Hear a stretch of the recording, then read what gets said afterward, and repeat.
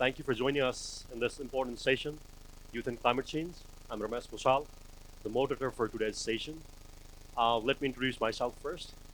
Um, I am the Nepal editor for a South Asian multilingual online called the thirdpole.net.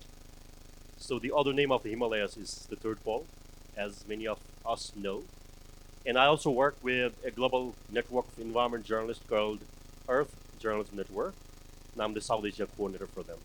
I'm a journalist by profession, and thank you for inviting me to moderate this session. This is quite an important session. So this session is a part of a global celebration of Europe Day. It was yesterday, and we are talking about the youth and climate change in this session today. I have an interesting set of people lined up here to talk about why we need to think about climate change and why we need to think about youth, most importantly, because naturally, they'll be the one who will be staying on this planet for longer. So we want to understand how they have been working and then energize ourselves from the work they have been doing and then thinking about why this issue matters to the people across the globe. So let me introduce our panelists at the beginning. So let me introduce with the youngest one, possibly. Ojoswi Amugai. She's the active volunteer in Nepalese Youth for Climate Action, one of the major network of youths on climate change. She has spent years volunteering and engaging herself on the issue of climate change and youth. Welcome, Ojoswi. So let me go to Sonika. Sonika is a climate change youth advocate for UNICEF Nepal. She was also the project coordinator for empowering youth in sustainable agriculture and the country mobilizer for youth for our planet and has deep interest in sustainable agriculture. Welcome, Sonika. Let me go to Arati Khargi. Arati is a senior program officer in climate change and energy unit at World Wildlife Fund Nepal. She has earned master's degree in environment and natural resource in 2011 and has more than 80 years of experience of working, 8 years of experience of working in the field of climate change. Welcome, Arati. We have Dr. Thomas Friends. He is the ambassador of Germany to Nepal. He has also served as the ambassador of Germany to Bangladesh in the past and has taken over a lot of responsibilities in the past 2 decades and has a wealth of knowledge in this sector and the region. So welcome, Dr. Thomas. We have another panelist who is about to reach possibly in 5 or 7 minutes, as he said to us. Dr. Pema Gamso, he is the Director General of International Center for Integrated Mountain Development, ACMODE, and he was the Minister for Agriculture and Forest for the Royal Government of Bhutan, and he holds the PhD in Natural Science from Swiss University. I'll welcome him once he arrives. So let me start with this issue, for example. In 1970s, we're talking about the warming. The Earth was warming. People were saying, oh, is it warming? In 90s, people say, no, it is changing. It is climate change. It is happening right now. People said, is it? In the early days of this millennium, people start saying, no, it is not changing. This is a crisis. It has gone from change to crisis. And now people have started to say, no, it is not crisis. It is emergency, which means you don't have time to even think about it. Just do it. That is what people have been talking all over the world. And when it comes to climate change, one thing is very important. How to engage, who to engage, where to engage, and when to engage. A lot of things come in. But we are not talking about a huge science behind climate change, which is fairly understood.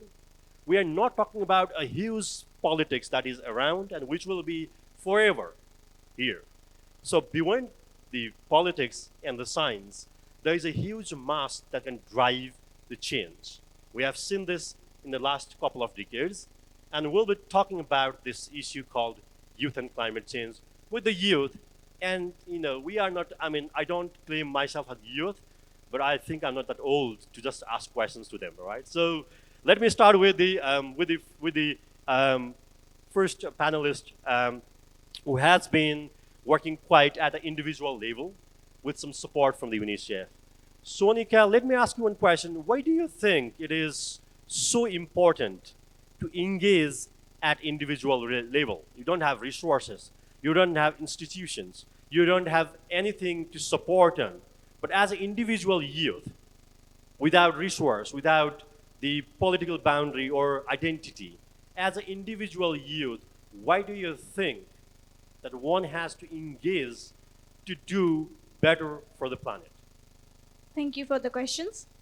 Firstly, as I believe, activism does not depend upon the age group. You can begin activism whenever you feel like, oh, this thing is going negatively, or I have to speak up. For an example, myself, I started my journey of activism when I was just 12 years old by seeing the waste collector truck passing through my community. I was so amazed by the amount of wastage it was actually carrying, and there were a lot of questions in my head like, where will this wastage go? What will be the condition of the place where the wastage get dumped up, pile and pile?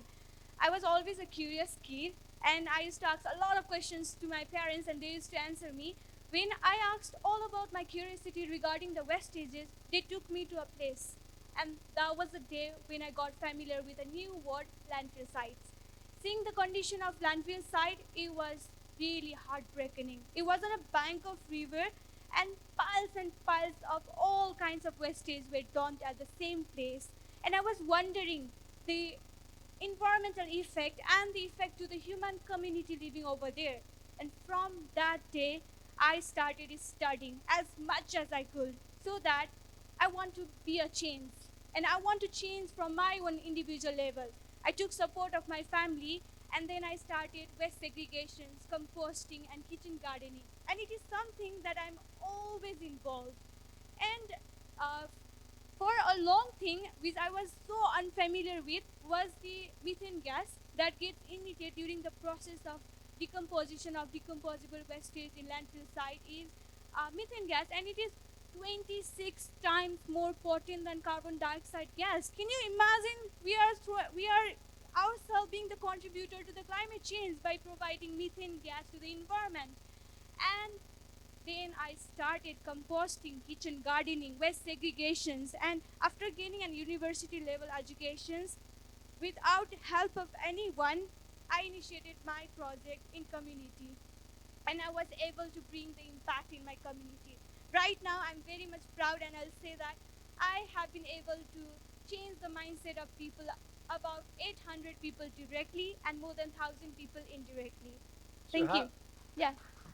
that's a good news for a lot of people who say we can't just start. Where to start, right? So you can start right now and from the community that you belong to. Sorry, I just have to say one thing. I just forgot. If it is possible, I would like to request you to put your mobile on silence, please. Sorry, it was the thing I should have told earlier. Sorry for that. Um, so, as you said, it is possible to do. So, how hard it was to start, and then can you just share a bit of experience on how you were able to convince people Yeah, to sure. do that? Thank you again. The main thing which always forced me to continue the activism was the famous saying, Rome was not built in one day. And I do believe my activism won't change the people mindset like this. It will take a time. And I knew that from the beginning. And my parents always used to say that it will take time. Sonika, you should not be pressurized. You should not be you should not frightened of what you are doing. It took me around a week, I guess, to change the mindset of my community from 2019. And seeing today, it is a big change. Like previously, people used to throw all kind of wastage, but these days, people used to think twice while throwing the wastages. They practice this reducing, recycling, and of course composting at their own home. And these days I used to see my community people using this container which previously they used to throw as a waste to grow vegetables. Isn't that a great change? If I would have stopped prior when I could not achieve a little bit also, then I will not be able to come here and speak up for my project, for changing the mindset of people. And this is always the encouragement and motivation, encouragement that always provided me to start up. Thank you. Thank you, Sonika. I just want to welcome Dr. Pema Gamso, the Director General of the International Center for Integrated Mountain Development, EC Mode. As I already said, he was the Minister for Agriculture and Forest for Royal Government of Bhutan earlier and holds the PhD in Natural Science from the Swiss Federal Institute of Technology in Switzerland. Um, Welcome to you, sir. So, so we were talking about the individuals and how an individual can start up to think about the planet and the climate. I'll come to Ozoswi. Ozoswi is a member of a larger network of young people called uh, Youth Nepalese Youth for Climate Action. So as you said, as individual can do a lot of things, but if those individuals who are the dream makers, who are impactful, who are passionate, who are devoted to something, and when they come up together, they can do much more than an individual can do. As you were part of this network that was formed, I think, a long back, and it has been doing wonderful work around the country. What do you think is the power of people, those are like-minded, to come together and do something that can bring in change? Can you share experience about this network and the power of network that you are part of it? Thank you for the question. A warm good afternoon to everyone present over here. I will just be represent Nepalese Youth for Climate Action, and yes, it was formed in 2008 by a group of youths to work for the climate change issues. Is speaking about NYCA, it is a network which has chapters all over the nation, which has altogether different chapters in different districts of the nation, and together we form a network. We work as a network for climate issues. So what I believe is together we can create a change. When a lot of enthusiastic youths come together with various ideas, various campaigns, together we can compile them and create a change. Living in the capital city of the nation, we cannot work to create change in Ilam, the eastern part of Nepal, or be it at Karnali or the far western region of the Nepal. We need to send some youths to work over there. When we have a network, when we have a chapter, we can actually motivate them, we can actually help them, we can actually send our campaigns to them and motivate them to work on their area, work on their field of interest, work on their area where they are living. So when we form a network, we can actually reach to the parts of the nation where as an individual or where as an organization we cannot reach. A network means you can have access to that parts of the nation which is just underprivileged, which is just hidden. So what I believe is NYCA has been working as a network. We have altogether 16 chapters in the nation, and with that 16 chapters, we are working on the climate issues of various parts of our country. Talking about the climate issues, NYCA has been connecting people to the youth. Not network not only mean connecting the parts of the nation. Network means connecting people with the community, with the children, with the women, and with the underprivileged groups of the nation who are just hampered by the climate change issues. So networking means we connect youth who are aware about the climate issues to the people and the community and the parts of the nation. Thank you. So, as you said, you connect people, the issue. What do you think is the takeaway message, for example, on like how that is helpful to mitigate the problem of climate change, for example, or help them to take actions that will be helpful to adapt in changing climate? What do you think? How that could be helpful, or is there any examples that you have of your work that has helped people to adapt or understand the issue better? So our central, NYCA Central has been working in the capital city, but the regionals, they are working in different parts of the nation.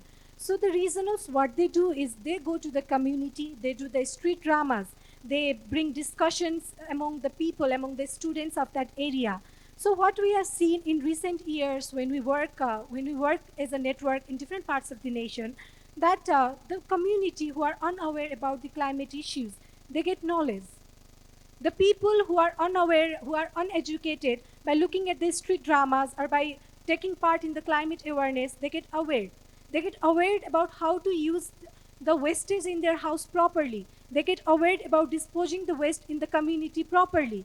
The children, when we go to the children level, the school children level, they get aware to be a motivated youth, to be a youth who can work in the climate. They get aware, and they aware their family, they aware their community. We have seen that we have the chapters in the western, in the eastern, and in various parts of the nation. So what we have seen by doing such climate awareness programs is that the community gets aware, and when the community gets aware, the places get aware, and as a whole the district can get aware, the nation can get aware. Thank you. I'll ask a question about how to how to work with the politicians in the later you know phase of this session, because those people are the ones who are in the policy making process. They will do a lot of changes, but I think you do have a lot of the experience in how to work with them as well. So I'll go to Arati. Arati, as you're working with the World Wildlife Fund in Nepal and working especially on climate and energy, you also produce a lot of the programs around knowledge generation, right? So how, I mean, the knowledge that is usable and the knowledge uh, that is understandable, for example, in some way. So, what are you actually doing to help people to understand the issue, and how do you bring them together or help them? Good morning, everyone. So WWF, we acknowledge that youth are the key actors for transformation. But then first, it is very important that youth understand what are the key problems they are facing. Climate change has possessed, different types of challenges, and the future is at stake. And this information has to reach to the youth. So WWF, we have this three different pillars that how we work with the youth. First is educate, engage, and empower. So in education, what we do is we have a dedicated within our office where we conduct different types of trainings as well as informal type of education where we help them to understand what are the key issues through different programs such as we have I Educate program where I personally also do this type of very in a simple way explain them what climate change is, how they can get impacted, and what role they can play. And we also not only just leave them by educating them because having enough knowledge is also not enough. That's why we engage them through different programs.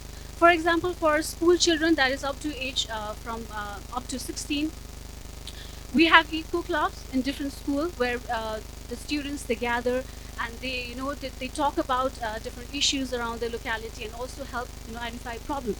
And for uh, children above 16 till 26, we have a dedicated program called the Generation Green, in which we have different kinds of campaigns such as renovation program, in which what we do is we help them to identify different ideas that could lead to business, like such as green job. We guide them through mentorship program, and later when the ideas they are developed, we empower them by providing seed money. We also empower them by giving them a platform where they can raise their voice. So this is how we provide them knowledge, and with the knowledge they can act. So, what is your experience like? How impactful it has been, and why you think that needs more resources, for example? So one of the challenges is gathering resources because youth there. If you talk about Nepal, there's 40% of the community that represent youth, and youth, they have different ideas. They are innovative ideas, and it's very difficult to, actually execute those kind of ideas. That's why we do have certain kind of, seed funding for them, but it's not only one organization, one two organization working on that is not enough. So we need to have a certain kind of funding available from the government as well, so as to motivate youth to take certain kind of actions, or to undertake certain kind of green jobs. So I do acknowledge that funding is one of the problem, but then we need to understand that youth are the key decision makers. They are the future leaders, and if we want to have such kind of leaders in our country, then we need to provide certain funding for them. Thank you. I'll come back with other questions later. Let me go to Dr. Gamso. You have been a politician in Bhutan, and you are now leading a huge organization called EC a lot of people, I think, this is the most divided region in the world. We share the same rivers, we share the same mountains, but we are so divided. It's such a geopolitically divided region that even you can fly to another country or even enter another country. And working in an intergovernmental agency like this, in this whole complex geopolitical region, what do you think how youth have engaged themselves in the region, and where Isimode has been supportive of or helping to bridge that whole geopolitical gap that we have? Could you please share about how you have been working on in the region, and what is lacking, or what is really there in the region? Thank you very much. I'll start from the geopolitical sensitivity of this region. As you mentioned, I think this is one of the hotspots, known for hotspots on many things. Biodiversity hotspot, climate hotspot, but it's also a geopolitical hotspot. And I think the reason why an organization like ISIMOD can play a role is that it can bring science diplomacy to the table. So you can have, Chinese scientists and bureaucrats sitting across the table with scientists and bureaucrats from India, from Pakistan. I think the apolitical nature, the non-political stand that ISIMOD takes helps the countries to develop better understanding through science, through exchange of data, information, good practices, and so on. So I think if ISIMOD is not there, I would like to quote it again, I think it will have to be created, because this is the only forum where we can bring, the countries from, very different sides of the political, poles, if you like, together to discuss issues of mutual interest. Now, climate change doesn't recognize any political boundaries. You talk about air pollution, the causes of climate change, carbon emissions, it doesn't stop with Nepal's border or India's border or China's border or Pakistan's border. Rivers, you mentioned, where do the rivers originate? It's from the glaciers and glacial lakes in the mountains, which may be up in Tibet, in China. But the impact of rivers coming down and causing, disasters or even benefits, of course, not just disasters, the economic benefits in terms of hydropower and so on, is transboundary in nature, is regional in nature. We talk about biodiversity conservation, again, tigers know no boundaries, migratory birds know no boundaries. So it is very important that these countries work together to have a coherent policy, coherent practice. So that is where ISIMO comes in. Now, as you know, disasters are increasing, both in terms of frequency and in terms of intensity. And while actions must be taken at every level, at the individual level, most importantly, and I think there our youth has a very important role to play. In future, when they grow up to be leaders, we would like to see that when we take a chocolate, that we just don't throw the wrapping anywhere you like. Behavioral change, green minds, green culture, that is what you want at the individual level. Civic sense need to be instilled in every individual. Then only we can make a difference. We cannot blame people living thousands of miles away from us for the climatic ills or environmental damages that we are suffering. I think that cannot go on. We have to take action locally. While we keep on dumping our waste in our streams, in our rivers, while we kill our rivers, I would say, we cannot blame people, industrialized countries living thousands of miles away for that. we have to take action locally, and that is coming to civic sector. Every industry has to take responsibility that their toxic waste is not dumped into the rivers and streams. If they take care of that, I think we'll be solving a lot of the problems that we're talking about plantations, but are we taking care of what is already there? Across the Hindu Kush Himalayan regions, we have forest fires going rampant. Are the communities taking care? Are the governments taking care? When we build a road, do we give a second thought about the condition of the road, the environmental impact of the road? I think a rather popular colleague of mine from Nepal always uses the term doser terror, and I believe that is happening here in Bhutan across the Hindu Kush. So our youth needs to take now leadership role in terms of changing the mindsets of their friends, their parents, their neighbors, their communities, and all the way up to the nation. I'll stop here. Sorry, talking So a bit long. I I have a question, but I know what the answer would be. So basically, there has been a lot of effort applied to bring in people together.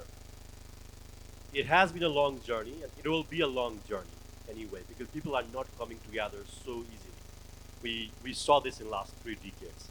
Now, what is your current experience as the member of this network? You were a citizen of a country in the region. You were a minister in the government. Now you are in a position where you have to call all the ministers or the people around and talk. So how hard it is to really bring in together and just ask them to talk. Don't talk. I mean, don't talk about what to do, but just to come together and start talking to about the issue. So, what is experience in this issue?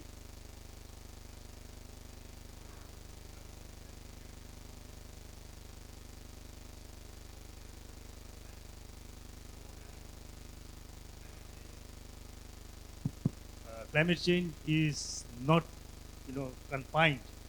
The impacts of climate change, as I mentioned earlier, is not confined to any one country. So the reception, the level of awareness, and the kind of response we get has been very positive.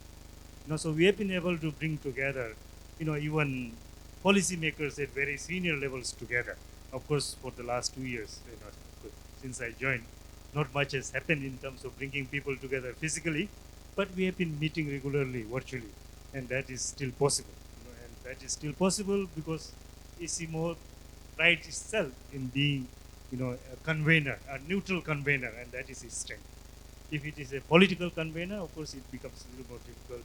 So I think the more we use science and environmental diplomacy to bring our member countries together, I think it will build trust, it will build confidence, and is a building block for peace and understanding in the long run. So I am a strong believer in ICMO, and I think the political will and commitment will have to be there from every country. Now, since you have mentioned a few times that I was a minister in my previous reincarnation, maybe I would like to also share what I did, few things which I am proud of. Already at COP15 in 2009 in Copenhagen, I deposited Bhutan's instrument to remain carbon neutral at all times. 2015. Now the dialogue is coming in, at the COP26 and COP27 and so on. That is one landmark. And in practice, my own government, when I was in the cabinet as the Minister for Agriculture, Forest and Environment, my own government, because roads are so popular, wanted to put a road through one of the national parks. And that is one last remaining significant piece of wilderness in the country, undisturbed, no habitation. And if we put the road through there, then we would not have any significant, area of wilderness left. So the Prime Minister at that time, he decided, okay, we are going to open that road tomorrow. I could not stop it in the cabinet meeting. So then after the meeting, I sent him a short note. Congratulations, please go ahead with the construction of the road. My resignation letter will be on your table tomorrow morning. Overnight, that road is stopped and is still not built. So that is 12 years down the line. Looking forward, I think this is probably important for young leaders. Looking forward, because we cannot look back all the time, but looking back and learning from that, what are the main issues? Investment. We need funds to be able to build roads better, to be able to protect our animals better, conserve better, protect the protected areas better. So we need funds, and we cannot leave it to the politicians. Governments. One government will come and say conservation is very important. Other government will say environment is bullshit. No money for environment or no money for climate change. So in order to ensure that there is sustained funding for conservation, for environment protection, I also initiated what is called Bhutan for Life Endowment Fund. We are able to, the second government which continued that, and we have been very successful in establishing an endowment fund called Bhutan for Life, which is around now $50 to $60 million, from where the expenditures for the national parks and protected areas come from. So it's just a few examples. And I think this could be something that I would like to replicate in our other member countries. Thank you. We will be so grateful if that could happen in other countries as well. I think there is a need of deep sense of believing that nature matters. But a lot of times when we talk with the politicians or policymakers, they say, let's be rich and then we will talk about the environment. Now, 30 years back, how was this Kathmandu and now how it is that you just try to escape out of the valley whenever anytime you want, where you just pray that, oh, let me take a couple of days out of this valley. I can't just stay here. So as we invest more and more in the wrong direction, and we won't be able to make a change later, right? So that'll be so costly. As we learn from the West in the past, but I think we are not replicating this in a way we have to. But there is a historical what do you call it, blame that is not going to settle down when we talk about climate change. And one person who has to bear that responsibility or the blame is Dr. Thomas. I mean, the people in the West, they have been blamed of using the resources. There is a good thing about science and technology they have done. Wonderful things happened all over the world. Life has been so much beautiful and so much advanced. You couldn't have thought about a hospital or a medicine or a plane or a rail. But with those kind of things, something wrong was going on side by side, which we didn't give attention to. Now, as you are the one who has that blame in yourself, and then you are the one to whom people are saying, help us because you have more resources. And you are trying to help them wherever possible with the money or the knowledge. So, as a person who has been dealing with this blame and the help, how have you been trying to deal with this issue, especially in the context of the youth and the climate change in the region and in the country now? Oh, wow, Gwen, that is a difficult question. First of all, let me say that this event today, in the framework of the Europe Day, was set up to give young people the chance to voice their opinion, to express their opinion, and to influence policymakers here in Nepal. And this is part of our responsibility here as the European Union, as diplomats coming from the West who want to help Nepal adjusting to climate change and to deal with this threat. So I think that coming together here is already part of our policy. But you're absolutely right. The Western countries have a huge responsibility. We are the ones with the highest consumption of energy per capita. And we have exploited this planet more than others, and we have a certain responsibility now to help countries who are suffering from climate change. Fortunately, at least Germany has a long history of renewable energy support here in Nepal. Nepal is a country with a lot of chances in hydro energy, and we are in that business since the 60s, 70s already. Marsangdi 1 was planned in the 70s and constructed and financed by Germany. Marsangdi 2 later is also an example for that, and we are still now with colleagues from KfW and GIZ in that field of renewable energies, and trying to help Nepal to make progress in that field. But of course, it's not enough. We need total new mindset in all the decision-making processes at all levels, and that is why we need young decision makers. We need the pressure from the youth, not only here in Nepal, also in Europe. We have seen that Greta Thunberg's Fridays for Future has changed a lot, and it's an example that young people have the possibility to change politics, and they have to make pressure. Decision makers usually are always or mostly in the last quarter of their lifespan, and for them the problem will not be as violent as it will be for people who are in their first or second quarter of their lifespan. Therefore, we need that pressure from young people, and that is why we come together here today. So you say one component about the climate is the energy that German embassy has been, or German has been working for long. So why do you think this energy is the major issue that needs better attention in the region where if you see the half of the world is just next to us, China and in India. This is the center of growth. This is the center of the population growth, energy growth. So much is happening in this region. So why do you think more and more youth should come up with the ideas to transform the energy system in the region? And what is the belief behind your support in the energy sector? Well, we need more energy everywhere here in the whole region. It starts. I was ambassador to Bangladesh. You could see it in Bangladesh how quickly this country was developing. Nepal is following on the same road. Um, it's developing from a least developed country into a middle income country. There will be need for energy everywhere. Now people are in the rural areas are still cooking either with firewood or gas. And in future they might cook with electricity. So everywhere electricity will be needed. Um, we are driving now in Kathmandu, in Dhaka, and other Asian cities with traditional cars and do motorbikes and so on. In China, for instance, I was last time in Shanghai 3 years ago.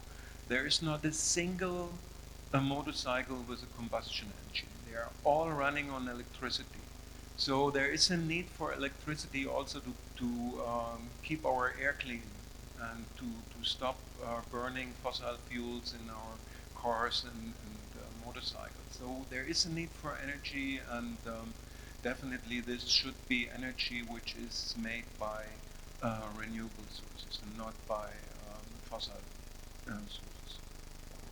The whole future of the planet depends on how we develop our energy and how we distribute it. So basically, a lot of things are coming up. The smallest batteries are coming in. More and more charging stations are coming in. The whole world is moving towards the renewable energy. And I think long back in 1970s when you started with the renewable energy, um, in the last 4 or 5 decades, a lot of things have changed. Now, my question would be, how would you help these people, basically young ones, to make a decision at personal, at institutional, and also gather pressure to make sure that we will be using more and more clean energy? So what is the way out for it? Like, how do you do it, for example? Is there a way out that we can start thinking about? It definitely needs regulation by the government.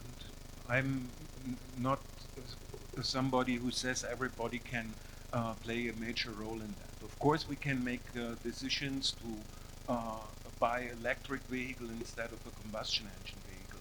But what in the end we need regulations by government to steer the whole process.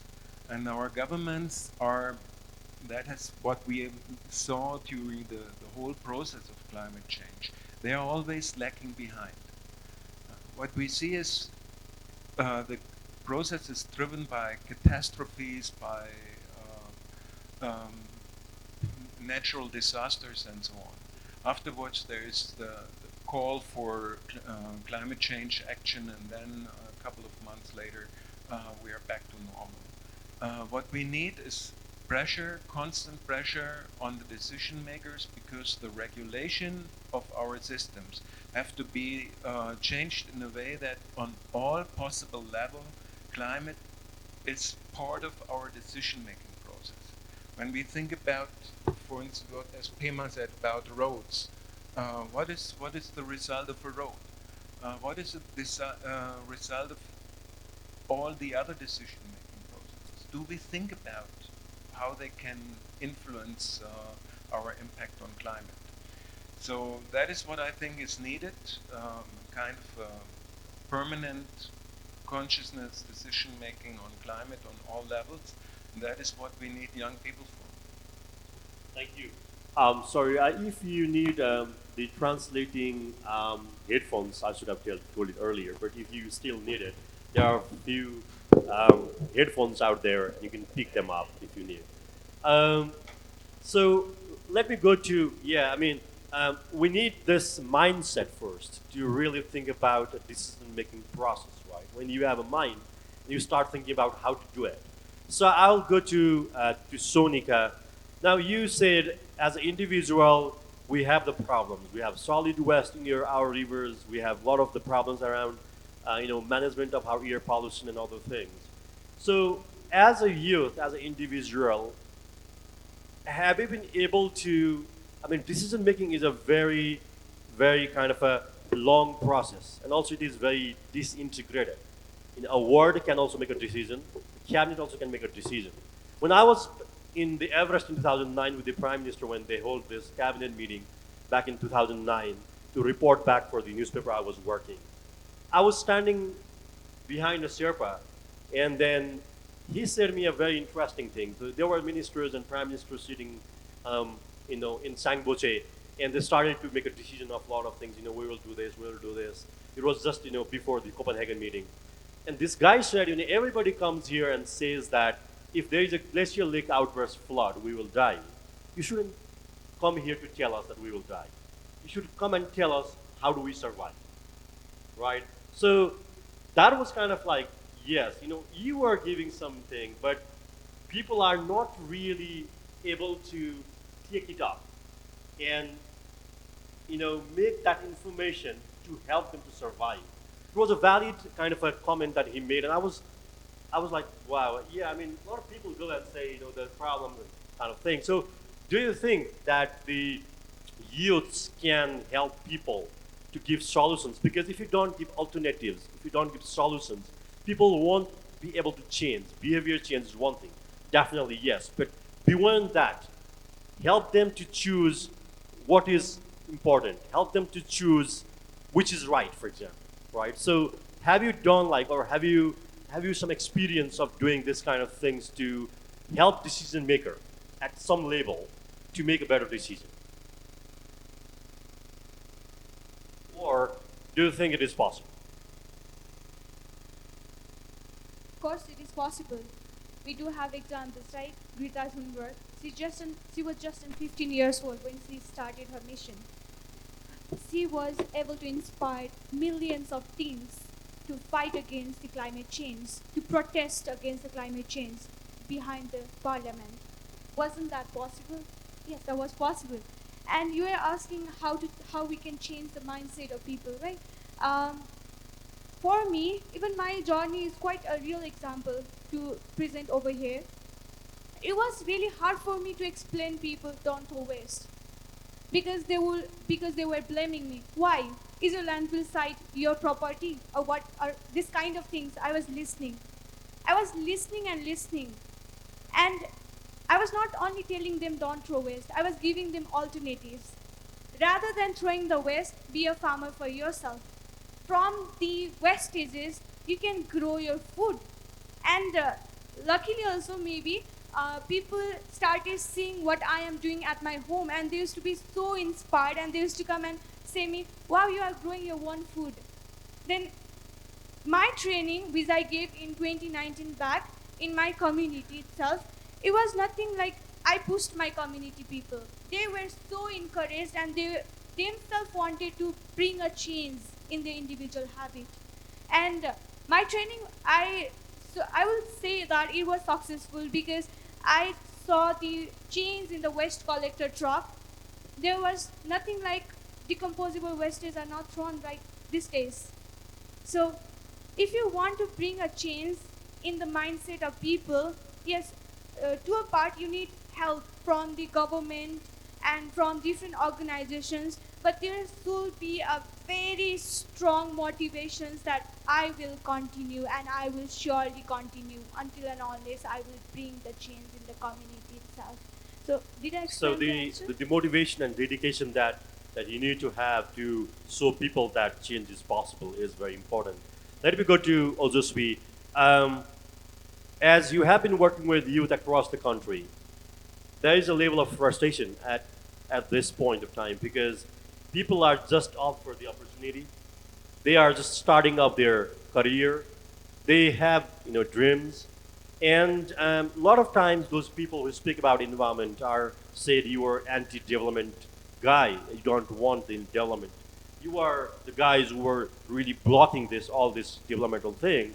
But when I see things, it is not the real cause of this so-called development. There is something else that is happening behind the window, behind the door, and that is hampering more than the mentality of people saying, let's do environment and development together. So, as a youth who has been working in a network, how do you feel when you advocate for environment and climate change? It is not environment or climate change, or environment or development, for example. It is all about environment and development, right? So, how do you feel advocating for this kind of thing in a country like this? Yes, definitely. Whenever I go to my university and my friends who are studying forestry or who are studying in environment science, when I talk to them and when I tell them, okay, let's not throw this waste. Let's not bring plastic bottle to college. Or if I could talk to the management team right over here, we are doing a program on youth and climate. We are talking about climate. Then can we let's replace these plastic bottles with some glass bottles or jars? And when I talk to them, then what they say is, this is unnecessary. If we can rely on a 30 rupees plastic bottle, then why should we uh, invest more in that things? Or why should we work for the climate? They bring the problem in. They bring the problem and they say that this is not worthy. Why should we waste our time in this? We are here for our education. We are here for studying. So when you work for the climate, when you are working in a network, sometimes you get frustrated. Sometimes you feel like maybe the people around me are not helping me to achieve this. Maybe the people around me are not working with me to help mitigate the climate issues. But as a network, what happened is when we're working together, a lot of problems come, a lot of problems happen. But we are the people with similar mindset. When we are working as a network, we are people who have similar mindset. So we work together. So what one people have is they have selfish needs. If they get recognition, they work for betterment. So when we together work as youth and when we award the people who are working for the climate, when we give them recognition, then the people around me, my friends, they get motivated and they say, okay, whenever you will go for working for such climate issues, talk to me, bring me with yourself. So they come next time. Next time they will come to work for the climate. Next time they will attend the event. Next time they will try to create some changes uh, just to get the recognition. So maybe I think rewarding, recognizing the people and motivating them can also be a way to reduce the frustration and bringing them together. So at individual level, yes, and then when you go to the community or the political sphere, you are seen as a guy who is against development. Have you faced that kind of, what do you call it, torture or something, or harassment kind of thing? Because a lot of people think that thinking about in the environment is against environment. Have you felt that, or Yes. it is not something we should talk Yes, about? definitely. We feel that when we go to the community and when we tell the people, please segregate the wastage, like keep the organic wastage at one side and the inorganic wastage at one side. What they say is, why should we do this? What will we get from this? So when we advocate about the climate issues to the community, we get the problems. Uh, They listen to us, but when we complete the event, then backside they will be backbiting about us by saying, okay, why do we need this? We don't need this. This is some extra effort. And they say like, okay, let's not do development in this way. This is hampering the climate. Then they will say, you are hindering the development works that's running in our society. We have been doing this from years, from decades, then why should we change this? So definitely this is a problem that we are being facing when we enter into the community. Oh, thank you. Um, I, I want to go to Arati. Arati, as you have been working as an institution, how have you been helping these people, the young people, to fight against this kind of notion saying, these guys, for example, if you say talk about the tigers, you say, let's talk about people first. Why do we talk about tigers? Why do we fear them, for example? But the earth is not only about the humans, it is all about other species who can't speak, who can't have microphone, or can't do a meeting like this or workshop kind of thing. So how do you help them to really move beyond this and say you are doing right or we need to move this way? Have you done something around helping them to overcome this problem? Yeah, it's always difficult to, because when we talk about nature conservation, it's always thought as anti-development activities, and when youth come forward is again another challenge added to it. So it is very important that we give certain kind of platform, we help them advocate about right issues and make their locality or society understand the critical linkages uh, between what activities we do, which cause certain kind of impact on environment, which will cause loss of biodiversity, impact ecosystem, and again that cycle that runs again comes to causing impact on ourselves, our day-to-day life, which is also case of climate change. Climate change is induced by people. Our activities has caused increase in global temperature, and what we face is different kinds of impact that is we can see, which is you know uh, causing impact in our day-to-day life. So this is how when we educate youth, they themselves they act as when they do go to the community, they inform about this kind of information towards the community, so that they can also um, do certain things or change their behavior, so that they all come together for a bigger, greater thing. And as our panelist has already discussed, it's always important to encourage them by providing them some certain kind of incentives. So we have these different kinds of competitions that we carry, and with all the ideas that we have, we select better ideas, and also reward them in whatever possible ways it is, so that they can continue their work in environmental conservation as well as climate change issues. Thank you, Dr. Gamsu.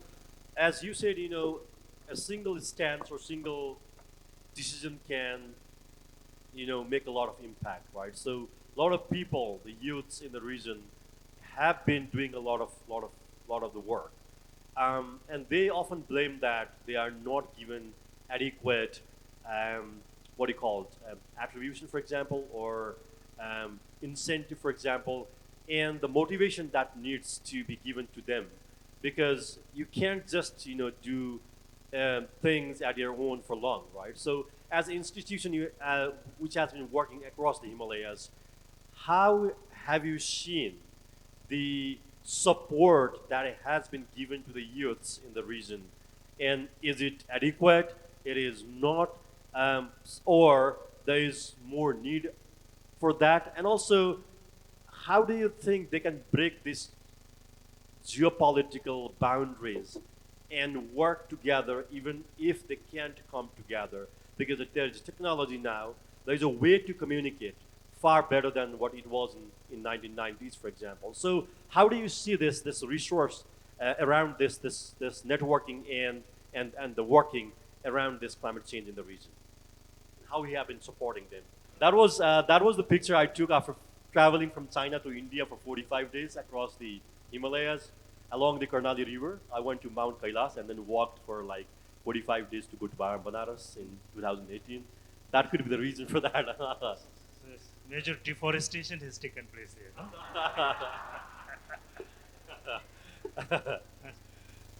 Thank you very much, Amish. I think very pertinent. Now, Everywhere we hear youth are the future. Youth should take leadership. The slogan is there. But in practice, I think we need to really take this forward in action. And from ISIMOD, we are now starting a dedicated program to engage youth in all our action areas, as we call it. So the focus areas would be one, transboundary disaster risk reduction. And there, I think, just relating to the question that was asked to Sonika on, and your experience of a Sherpa's explanation, I think we need to know what is happening. Are the glaciers really melting? Are the glacial lakes, number of glacial lakes really increasing? At what pace? At what scale? We need to understand that. So monitoring is very important, and I think one of the role that ISIMO is charged with is doing that. And we would like to also engage the youth in seeing that, happening. They know that it's happening. We all know that it's happening, but in reality, then why is it happening is even more important. And there, I think the youth engagement would be very, very critical and crucial. Why is it happening? It's all because of our own behaviors, the influence of what we do in the name of development. And for Nepal, let's take the example of tourism, mountaineering. Is mountaineering the way it is done sustainable? I think that's the question. What are the impacts on the resources at the top of the mountains, on the ice, on the snow? Can we sustain the number of mountaineers going up Mount Everest? I was mentioning that Nepal has 8, I think if I'm not mistaken, 8 of the 14,000 feet peaks, the highest peaks. Why can't we have a mountaineering system where each mountain, each peak gets a rest year every 8 years? The mountaineering industry can still run, can still operate, but the one mountain will have 1 year to recuperate. If we keep constant pressure, I don't think any amount of adjustment downhill is going to be enough. Early warning system is very important. Use of information now, monitoring is to provide data early warning system so that people living downstream, the Sherpas, can actually relocate somewhere where it is safer. The earliest form of adaptation to anything, forget not about climate change alone, is to run away. If you're hungry, you go to where there is food. If you're suffering from something, you run away where there is a cure. If you're thirsty, you go to where there is water. So that migration is the oldest form of adaptation. So again, in all these aspects, youth needs to. Now, if I have a wish, Nepal is ideal host country for ISIMO. It's a neutral country, and we are able to invite, all the other regional member countries from China to Pakistan to India to, at the moment not Afghanistan and Myanmar, but Nepal is an ideal host country. Now, I would like to engage the youth or challenge them to start a movement, picking up on Ambassador Prince's, statement on regulations, rules. But, we can have incremental change or we can have impactful change. Now, we have to dream big. If we can transform Kathmandu's public transport system, there would be an impactful investment. Energy. Mitigation is all about energy, which was talked about. If Bangkok can convert their transport system and become a cleaner, more friendly city, why not Kathmandu? Why not use the energy, the electricity, hydroelectricity that Nepal produces in surplus for installing public transport like electric trams connected with electric buses so that your children do not have to buy a bike and risk being hit over by a car and risk being suffering from cancer once you become a little older and so on. So these are impactful thinking that we need in the energy sector, and youth can start mobilizing support for that kind of a movement. Second, water is very critical. We have to dream of reviving the Bagmati river, and the youth can do it. That means every source of pollutant needs to be addressed. And here again, we can have an incremental change, but if you want to do an impactful thing, then the policy, practice, and the movement will have to converge. And I think you can do a lot. I'll stop here. I don't know whether I've covered you, but Yeah, We just have a a quick kind dedicated of a comment on how you have been engaging people across the region, the youths across the region, as you have been doing a lot in decision-making process, generation of knowledge. That is that is really really helpful. And also, how are you engaging the youths across the region? Just two examples. I think before the COVID, ICMOD was also engaged in bringing youth from the regional member countries to come and discuss about climate change and other issues. So that has happened, but in between due to COVID and all, we could not continue.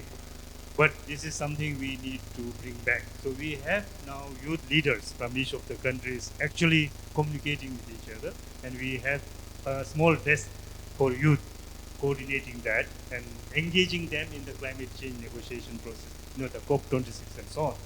But in practice, there is one program, one initiative where we are linking youth from Bhutan, Bangladesh, and Nepal with established green entrepreneurs here in Nepal and other countries. So they come with an idea which is called probably innovation or something they call it in a very green ideas. For example, using recycled plastic for sealing roads instead of tar. You know, uh, then some and waste paper to come up with making egg trays. Egg trays from paper waste paper, whatever.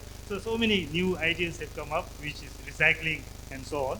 So we have a mentor here in Nepal or in another country, link them and then come up with green enterprises.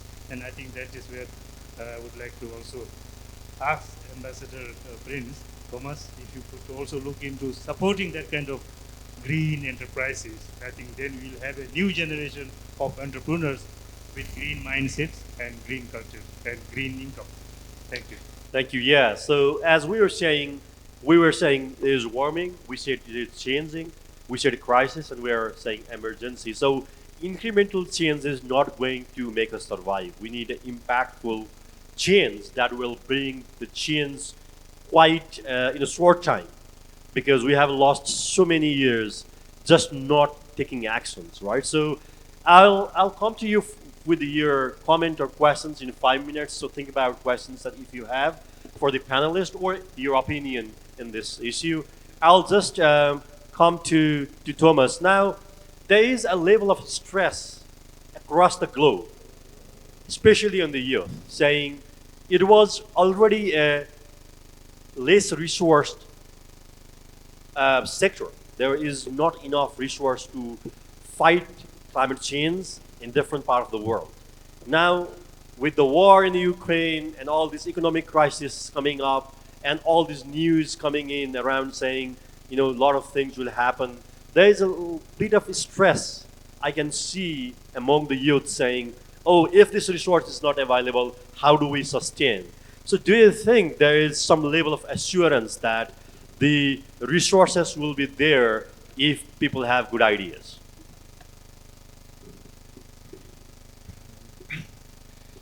It's difficult to answer because we do not see the results of this war in the Ukraine yet, and it's extremely difficult to predict the influence on climate change and climate change action. What we see now already is that the process to transform our energy system to renewables has gotten a push because our dependence on fossils from Russia um, has made us very vulnerable. So what is everybody knows there's an awareness we have to invest more and quicker in renewable energy. Um, this is a reaction we see in at least in Germany and some other European countries. If this is enough to change the world, I have my doubts. So how it will influence the rest of the world, I think it's difficult to predict yet. Are there enough means to steer the process? I think yes. It's a question of political will. Where do we put our money to? Where do we put our resources to? What is important for us? In the past, a lot of other things were important, but now we see that in Germany, a flood washes away 7, 8 villages which were never threatened by floods before. We see fires in Australia at an amazing speed coming up, and so the urgency for climate change is growing, and I think that decision makers, they will recalibrate the way where they put money to, what is urgent, and that makes me optimistic about the future because everybody can feel the urgency now. And with the help of young people putting pressure on politics, we will see that um, money which was spent for other things in the past might be spent for preventing climate change in the future. Thank you. Yeah, that's kind of an optimistic note. People can do much more good things to really reduce the dependency on fossil fuel and boom this renewable energy sector to make the planet better. Also get rid of this whole the war thing possibly. So let's hope for the best in the future. So let me go to the audience. Please introduce yourself and ask questions, and also um, tell us who you want to ask the question to, or if you have your opinion, just try to be short, but feel free to say whatever you want. But it is mostly around youth and climate change and why we need to think about it. So please ask questions. Yeah.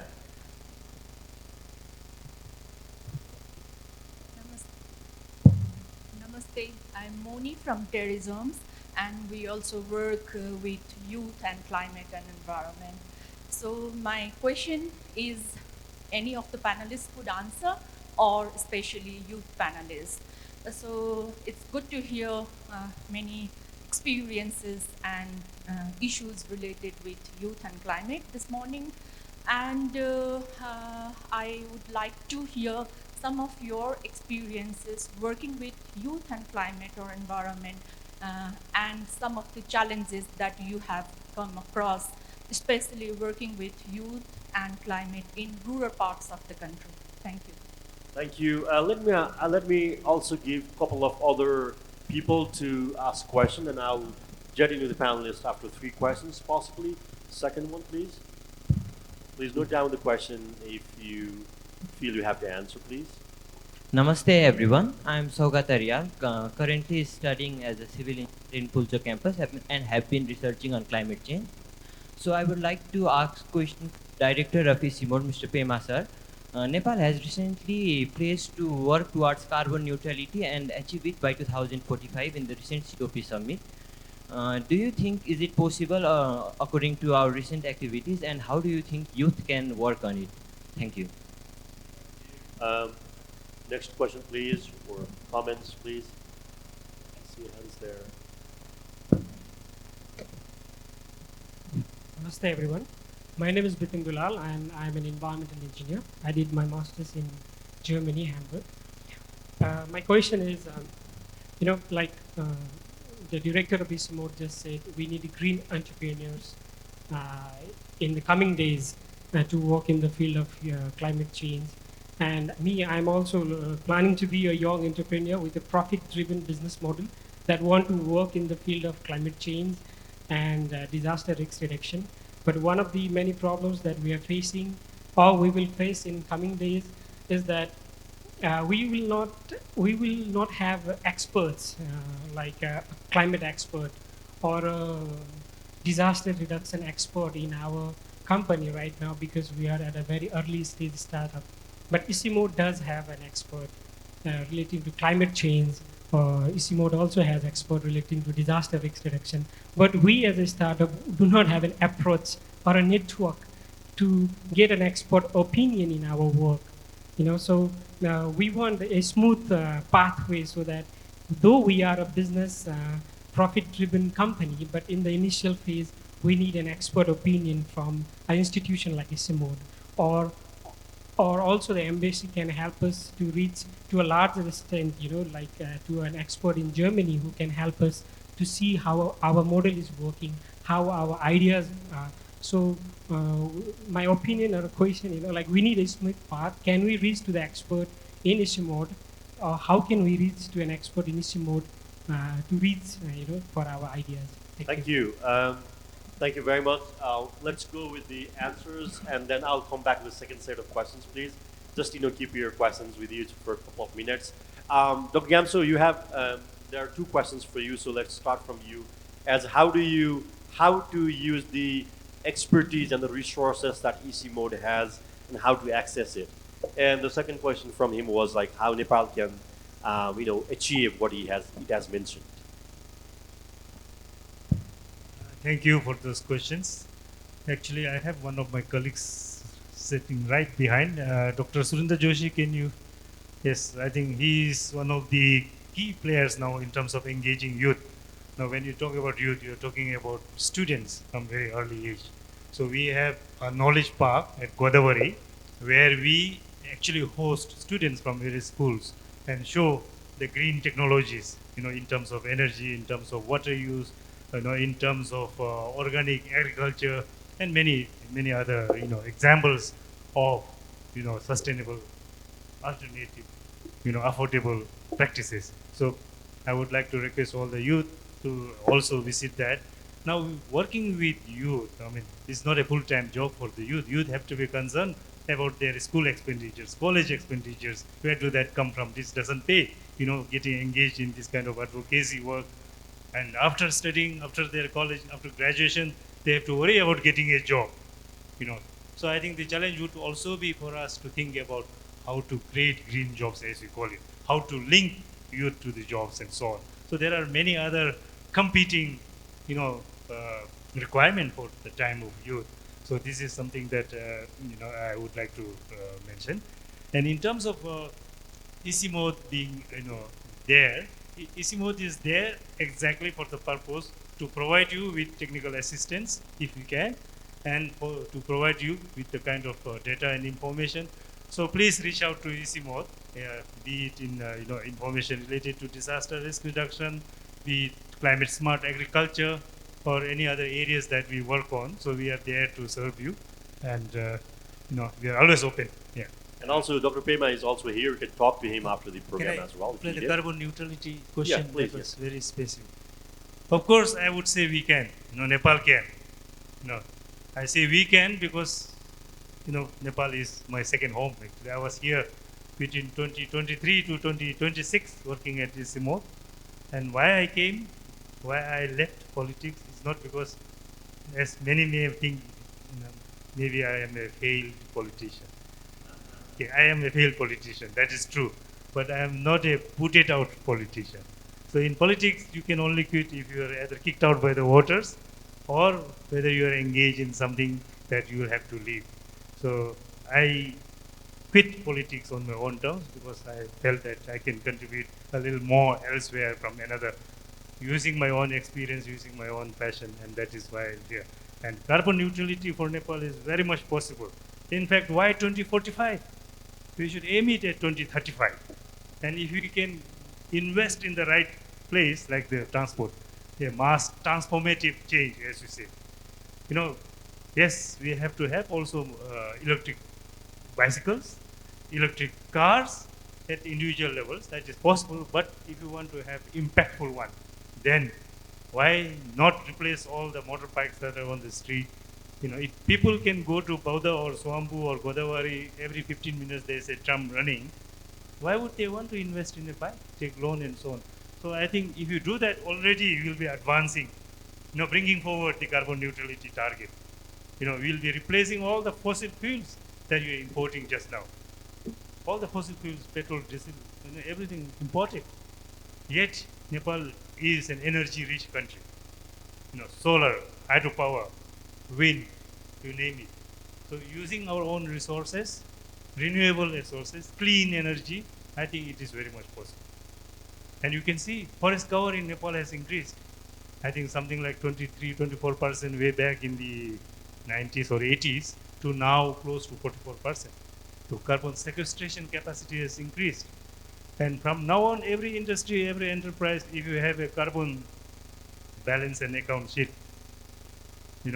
balance sheet for carbon, that it is not carbon, extractive or carbon excessive carbon emission, rather is more carbon neutral, then I think it's possible, and I would say you have to be positive, optimistic, ambitious. Thank you. Thank you.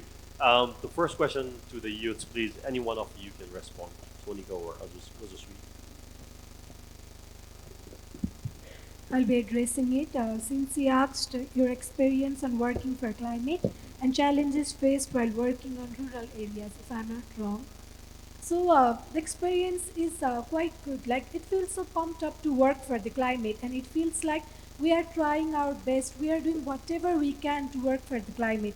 The main thing what I would like to address while talking about the challenges faced during in rural areas is it's difficult to make the uneducated understand that whatever is happening in the nature is because of the result of climate change.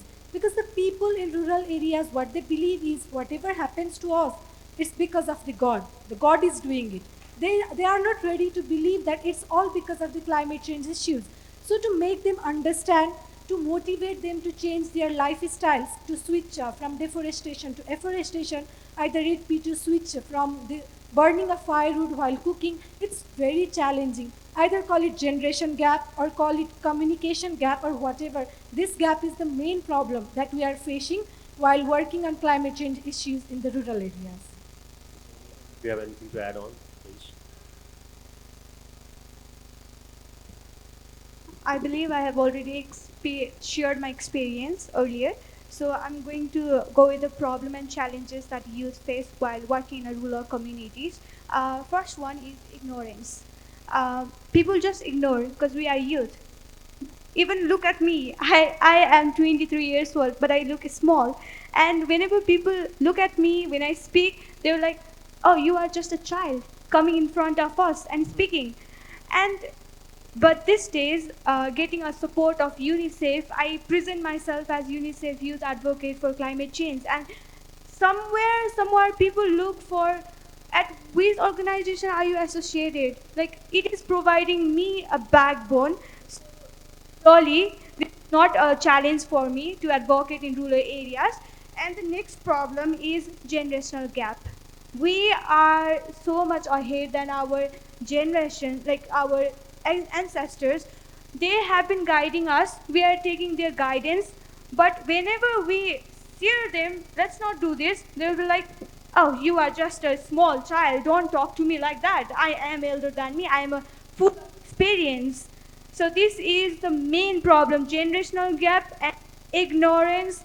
And the next problem is very hard to make them understand because we are just a youth and they take us just a child.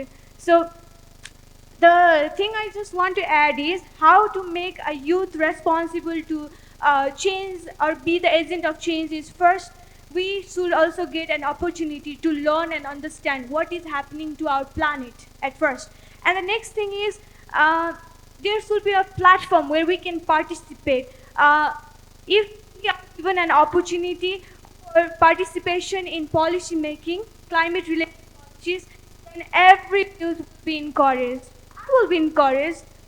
And once a youth like you sitting over here will be encouraged if you'll get platform, of course you all will be encouraged, right? So there are problems, challenges, but the challenges can be solved. Okay, thank you. Yeah, thank you. Thank you, Sonika. Let me go to the second round of the questions, please. 1, 2, 3. Um, yeah.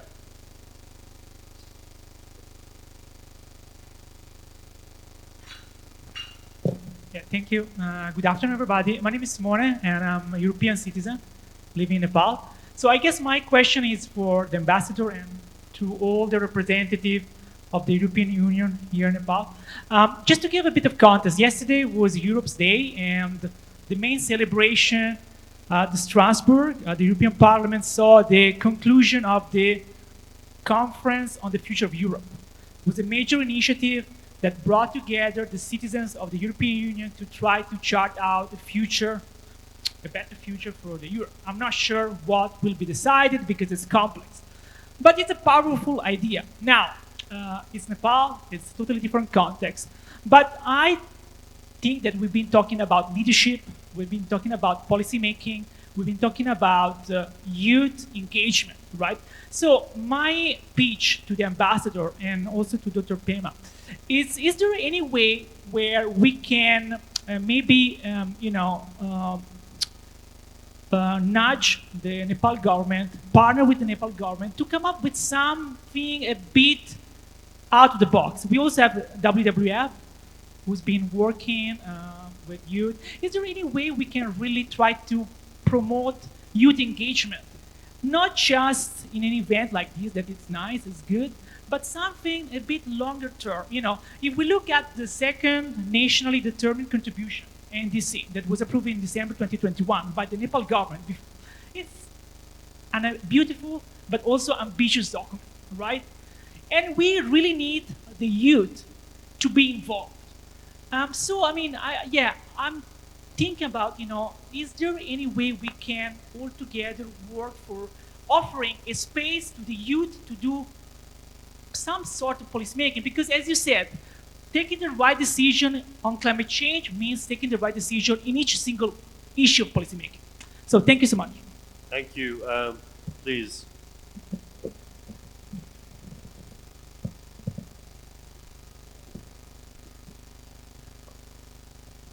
Thank you. Am I audible? Yes, you are. Hello, everyone. I'm Omkar Subedi, representing Nepalese Youth for Climate Action NYC. And my question is especially for Mr. Tema and other representatives of Global North.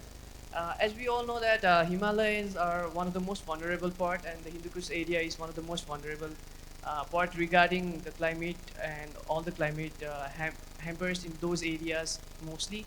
And in global associations like COP and documents like NDC, most of the voices of global south, especially Hindu Kush areas like Nepal, Bhutan, and other countries are a bit suppressed, and whole negotiations are overtaken by global north or higher emitting countries. And in the documents like NDCs and other COP related policies, little to no voices or little to no actions regarding the policies towards the melting of Himalayas, or those issues are little to less addressed. And what are the things that EC Mode has been doing, or other global north leaders have been doing to address such issues? And as a youth, how EC Mode and we youth can come together regarding this issue, and how globally we can initiate new policies to save our mountains? Thank you. I just saw someone in the front with the question, please.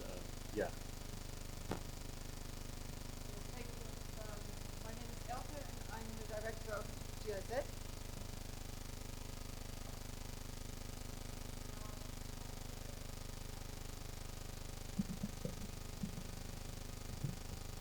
My name is Elke, and I'm the director of GIZ, German Technical Cooperation. And I have a very short question. First of all, I would like to congratulate the three women in the panel, because I think you did great. Of course, Pema and Thomas, you are experienced, right? And I have a question to the three of you, a hypothetical question. If there was a ministry for the future, would you be willing to run for minister? And what would you do first? Okay. That's a huge question. And possibly there's an election in a couple of days, and there's a next election in autumn, so coming in the next few months. And that is a real question that we need to ask ourselves. Do we want to play a role at our own initiative? Go there and make change.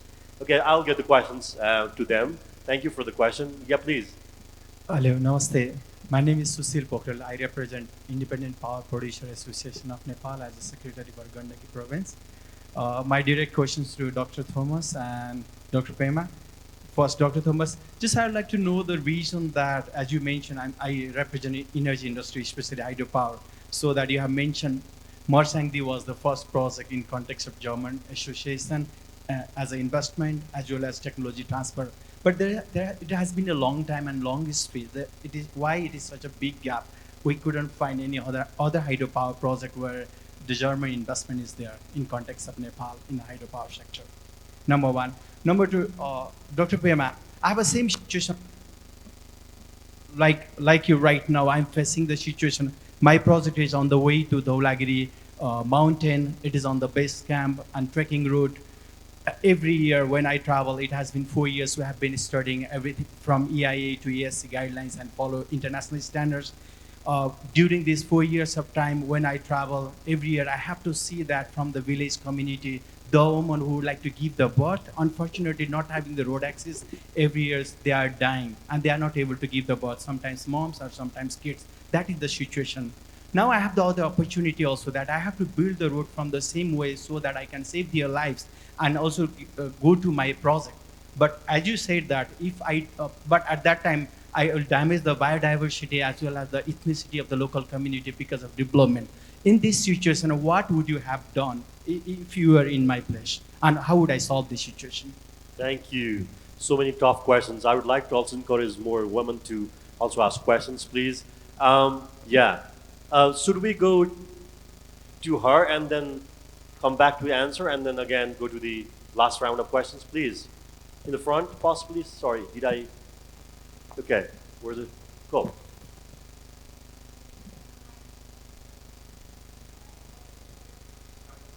Somewhere else? I think you. Okay. Much. Namaste everyone, my name is Untitled. I'm currently working as a volunteer in Netherlands for Climate Action, and my question would be to all the panelists, as everyone said that you have been working with the young people. So it's always like we go with the young people and we tell about the climate change, what is happening actually in the world. So there is climate anxieties that come up to the young people. Like I'm a school and college coordinator, and when I tell to the children that this is happening, they come to me and say, Didi, what are we going to do? The future seems so doomed. So how do you deal with those stuffs when you talk with young people, you're telling them about climate change? How do you deal with the climate anxieties that comes along? Thank you. Thank you very much. So many good questions, better than mine, I guess. Let's start with the young ones then, possible, with the anxiety, possibly, the last one, and then move in the reverse direction. Please, 2 of you or 3 of you, please. Okay, first one I'll The explain. anxiety one and then minister one. Okay, first one I'll go with minister one. If I'm given, like, of course I will be. If I take an opportunity to be minister, then why not? Because I have known that what I have gone through, and I can use it.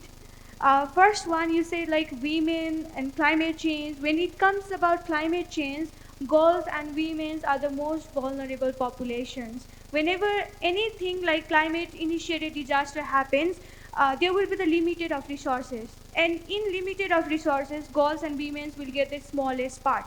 And but they will be the first one to hold the extra responsibilities. And even to cut off the expenditure of family, girls and women have to be expelled from university and college. Their right to education will be probably hampered. So this thing I will focus if I am given an opportunity to be ministers. And in addition to this, I will surely focus on incentives for carbon farming and regenerative agriculture. So, Please. yeah, just let me clarify you. They won't give you have to take them. Yeah, of Right? course. So there's so many people lined up outside, so they won't give you a minister. You have to just go and grab it, right? So just be, that ready to grab it, or even fight if needed. So just to the question, as she said, how do you deal with this anxiety people have? There is a level of anxiety that people, or the kids, or the youths have right now. So how do you deal with them, for example, as a youth? As a youth, we have climate anxiety, and as he said, when we go to the children, they ask us the questions like, even I see the future dark.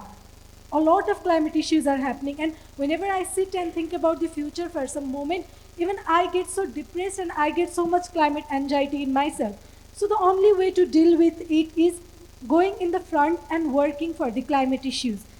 And the children, they do not have that ability to go and work for the climate issues. So the only thing I can do is tell them, if you yourself create a change in yourself, if you create a change in your family, then the future will be bright. Then you can create a change, and you should work for the climate. Like Okay. this is the only So a way. bit more relaxed, just try to engage yourself in nature and then start working on it to reduce the anxiety in some way. Thank you, Arthiji. Just as she said, if you want to a minister, you can answer the question. And also, do you think this anxiety, the level of anxiety the young youth people have, um, and how do you think you can help them to really to overcome this problem? Very interesting questions. So about being minister. So this is one of the questions that I have in my mind sometime. So given the opportunity of being a minister, I think I'll work in three different pillars. First would be to have, provide an opportunity for youth to have a meaningful participation, not just, participation in any kind of, discussion, but then having an opportunity to provide information and also to raise their voice in a very key areas. For example, in any kind of policy level dialogue. Second would be capacity building, because it is very important when we talk logic. They need to provide information, right information, and with logic that these are the things that is required for that. They also need certain kind of capacity building. And third will be to generate funding. As I said, Nepal, funding is one of the barriers. So if we don't have much internal funding, then there are external funding. We can access different multilateral funds out there. So my focus would be to access those kind of multilateral funds, which would be dedicated for youth. Right. And about the anxiety, anxiety will happen if you give a very, information that would only create a stress or tension. That is why it's very important when we go to the youth and when we talk about very critical issues. It's not only important, we shouldn't be only focusing about the problem. We always have to provide them solution with examples. We can help them, we can provide them information how they can get access to resources or access to information within their locality. And as our panelists already said, we have to make them aware that you can make change. You, by making certain changes in their lifestyle, can contribute at a very large scale. Thank you. Dr. Thomas has been sitting silently for a while, so I'll just go to him and then to Dr. Pema. As the question was, after Mersangdi, there wasn't a kind of a big investment or something that he asked. So could you answer this question? Well, without going into the details, I think after Masangdi there was also a period of 10 years of civil warfare in Nepal, which made it extremely difficult to plan projects like that. And we have also seen with COVID that our development cooperation process somehow has suffered from that. And I think this is the reason behind it. So from our side, definitely there was no particular reason for that. We're willing and ready to cooperate with the Nepalese government in those questions. So maybe on the second point, Elga raised this interesting question about the Ministry of Future. If I would get the offer, I would say this is a very stupid offer, because somebody who is 62 years old should not lead a Ministry of Future. No, I would say that has to be done by somebody who is half of my age, and my recommendation would be to have a kind of a decision-making body preventing decisions made against the interest of young people. This is especially important in countries with an aging society, as we have it in Europe, where the majority of the voters elderly people, and the political parties, they of course want to get the votes of these people, and they neglect the interest of young people. Therefore, I think we should have a kind of a decision-making body who prevents decisions taken against the interest of young people. Thank you, Dr. Pema. How to deal with the project, for example. Okay. We know that there is a problem, but there is not adequate information how to access that information and then make a good decision when you implement project. Thank you very much. First of all, again, maybe recapping what Thomas said. In politics, actually, just to little bit give a remark on that. Politics, you can do a lot of good things, but you have to have the right intention and also have the kind of right support and setting. So I think for the youth to aspire to lead, not to be in a decision-making position is something I think LK's question is very, very relevant, and I think you should take that challenge and become a minister. Now, I think roads are indispensable, but if you look at the documents in Nepal or in Bhutan, we have beautiful policy documents. I think more than anywhere else, we have beautiful rules and regulations, environmental friendly road construction guidelines, environmental impact assessment guidelines. But are they put into practice? That is where the gap is. We do not implement those guidelines. We do not follow the environmental, the assessment findings and so on. We are not the only mountains in Europe. They have the Alps, the beautiful roads. Of course, it costs a lot more, but it's also planned better. It's also constructed better, and it's also built over a period of time. Not like in our case where because of this, the popularity of roads. If you say we'll build roads, then the vote bank is yours. So the time taken to build a road is so short. Today you promise the road and tomorrow you build the road, put a bulldozer. That way, that is where the problem is. We don't follow the guidelines. We don't follow the rules and regulations. So of course we need more investment, better planning, but also regulations. Now, Germany was one of the founding members beside Nepal and Switzerland and UNESCO of ISIMO. That time the narrative was mountains are inaccessible, mountains are fragile, mountains are vulnerable. Those things, all mountains are marginalized. Now looking back, sometimes we question now second generation issues. Because of this haphazard development process, have we increased the vulnerability or decreased it? I think there are questions. Have we increased the fragility or decreased the fragility? I hesitate to say that we have decreased because again of this, where we went wrong. We went wrong in the implementation, in the advocacy, in the decision-making process. One of the things is also to address marginalization, preservation of culture. Have we addressed marginalization? Have we addressed preservation of culture? In fact, there is an erosion of culture, and with all the youth migrating out from these rural communities, mountain communities, and with everything coming in, like internet and access to all sorts of material, I think the cultural preservation itself has become a challenge.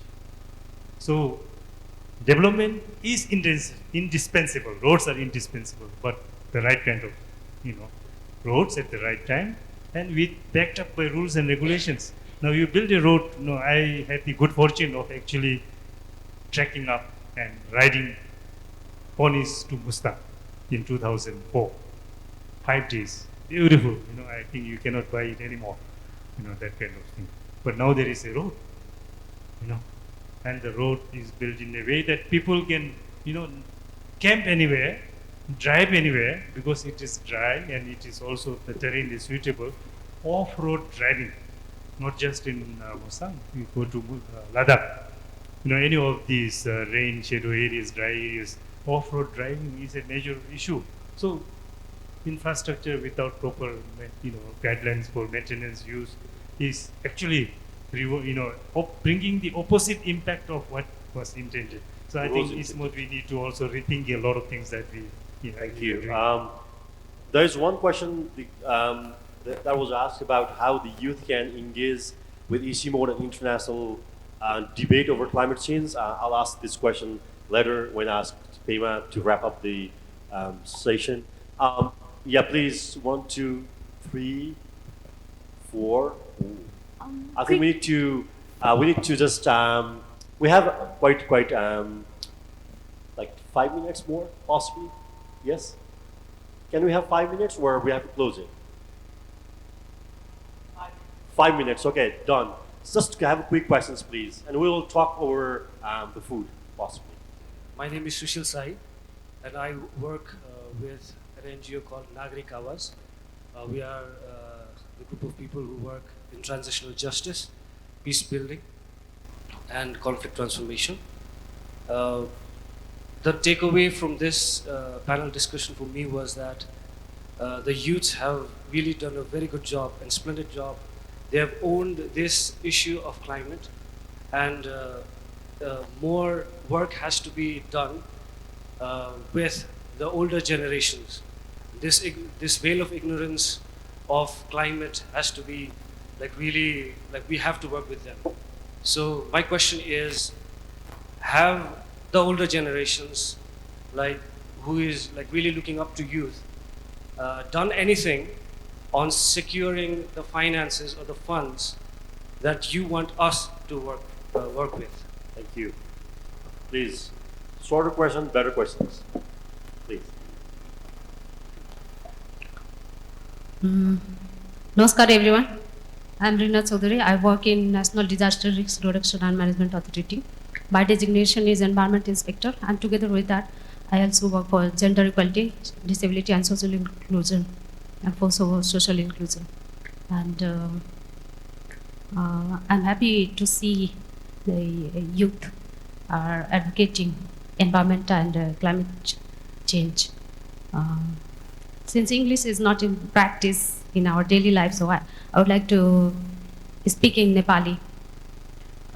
Sure. मेरो यो question होइन कि मेरो एउटा एउटा opinion हो sir. हाम्रो youth लिडर्सहरू साथीहरूको बुझाइ आई थिङ्क के रह्यो भने यो सलिड वेस्ट म्यानेज गरिसके पछाडि क्लाइमेट चेन्ज को उपाय अलि रिड्युस गर्न सकिएला कि भन्ने जस्तो मलाई लाग्यो. तर हाम्रो देशको अहिले क्लाइमेट डिजास्टरलाई हेर्नु पर्दाखेरि कहाँले लाग्दो छ. हिमालमा हिउँ परिराखेको छैन र भइराखे अहिले वर्तमान जति हाम्रो स्नोको अमाउन्ट छ त्यो पनि मेल्ट हुँदै गइराखेको छ. त्यसले गर्दा हाम्रो तराई एरियामा डुबानको समस्या त्यस्तै छ. बाढीको पहिरोको डुबानले गर्दा thousands of peoples are affected. अहिले रिसेन्टली हाम्रो मेलम्चीको बाढीलाई सम्झौँ, मनाङको बाढीलाई सम्झौँ. पोहोर साल 2020 was the worst year for forest fires. We have the record of more than hundreds of forest fires. त्यसले गर्दा बायोडाइभर्सिटीमा पनि कति लस भएको होला सम्झौँ. त्यस पछाडि जुन हाम्रो बाल्य अवस्थामा जहाँ हामी पौडी खेल्न जान्थ्यौँ ती सबै खोलाहरूमा अहिले धुलो उडिराखेको छ, त्यसलाई सम्झौँ. बाढी पहिरो फरेस्ट फायरले गर्दा जुन अहिले हाम्रो सरले भन्नुभयो भल्नरेबिलिटीको कुरा भन्नुभयो, त्यो भल्नरेबिलिटीमा pregnant women, children, senior citizens, persons with disability, marginalised community, indigenous peoples, they are more affected होइन. अनि यस्तो आवाजहरू कसले उठाइदिने हो त. हामीले सोलिड वेस्टको मात्रै कुरामा सीमित भयो भने क्लाइमेट इन्ड्युस्ड डिजास्टर, क्लाइमेट चेन्जलाई कसरी सम्बोधन गर्ने हो, कसले हाम्रो युथहरूले सेन्सिटाइज गरिदिने हो त. डिसिजन मेकर्सहरूले we have dozens of. Sorry अलिकति सकाइदिनु है, अब टाइम झन् धेरै छैन. सो ल हुन्छ. That's a very good question. Like, we were in the waste management. How do we aware people on disasters and other things? Yeah, thank you for your opinion and your question. They will answer quickly. The last question, please. Sorry. Just 30 seconds. Right? Hello, everyone. I am Govinda Pokhrel, Science and Environment Journalist of Kantipur, Delhi. I have one question to Dr. Pema. Just you have mentioned that in 2035, Nepal can goes to carbon neutrality. And in the second national NDCs, Nepal has double its carbon footprints. And Nepal currently is using 3% renewable energy. And out of that, only 1% is electric vehicle. And in that sense, after 13 years, it is already 2022. In 13 years, how can Nepal go to carbon neutrality? Could you explain me, please? Thank you. Thank you. Thank you, Dr. Pema. You have questions, and just get through 30 seconds each, and then I'll finish the queries. Possibly, if you want a bit of time, just take it. But yeah. Yes. know everything. So then wrap up I'll be from my quick. side. First of all, thank you EU and Embassy of Germany for organizing this very interesting panel, and thank you all the participants. Of course, the youth leaders here, our facilitator, Ambassador Thomas. Thank you. We would not like to prescribe what you should do with us. We would like to invite the youth from Nepal and the other member countries to come here and work with us and tell us what they want to do with us, how we can engage them. So that would be the first thing that we would do. Because just now I won't say we'll do this, we'll do that. That would be too prescriptive. So you will be getting an invitation from Isimo to come and draw up this roadmap. Now on that carbon neutrality, as I mentioned, you have to have ambition, political commitment. You can do it. It cannot be just transport. It was just one example. It has to be industries. You know, we are working with the brick clean industries. There's a tremendous reduction of carbon emission from the brick factories and so on. Similarly, you have to look at the other industries, the steel industries, cement industries, and so on. So it has to be targeted.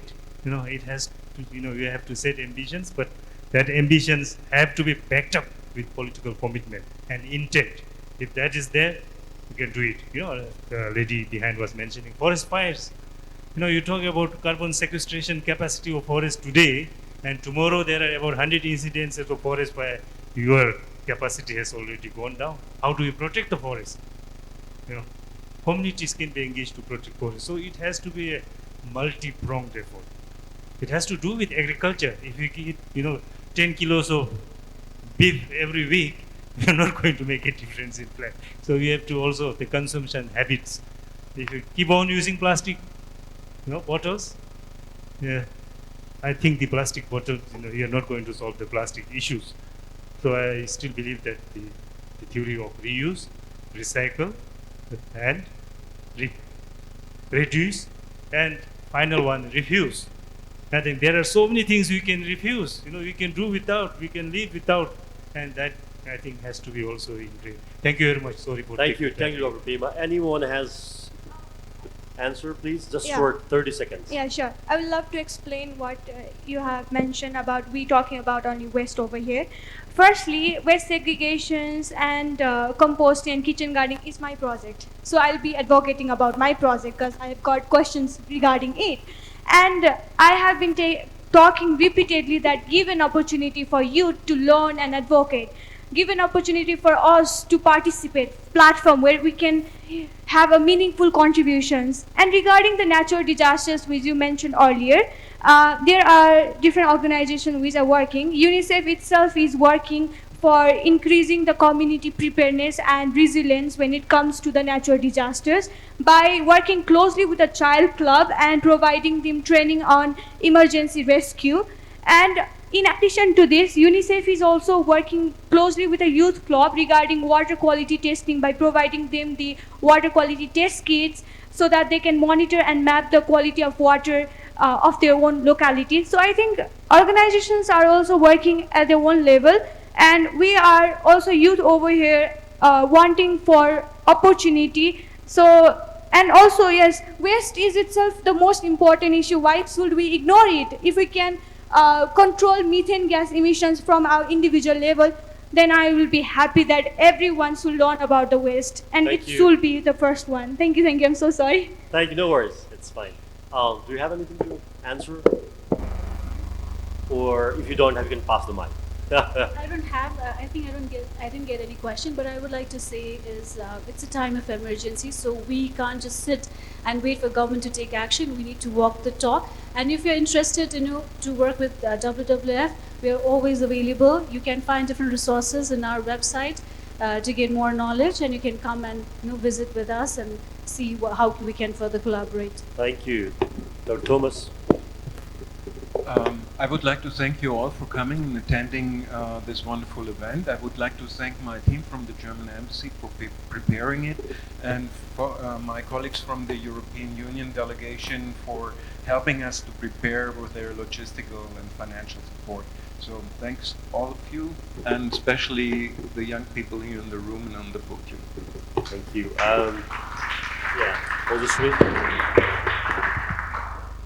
We are not only working on solid waste management, we are actually working on every related climate related works, and NYCA has been working on climate awareness, green discussion, capacity building sessions, and various things that we are working to mitigate climate issues.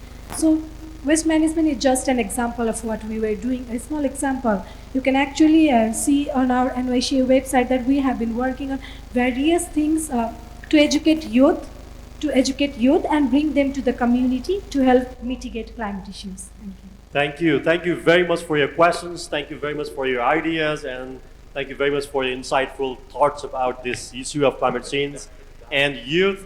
And it is the time to wrap up. Thank you for inviting me as the moderator. It is a hard job to do, but I love to do it. So everything that went wrong, that is on me. Everything that went good is on you. Thank you very much for this interesting event. And thank you very much.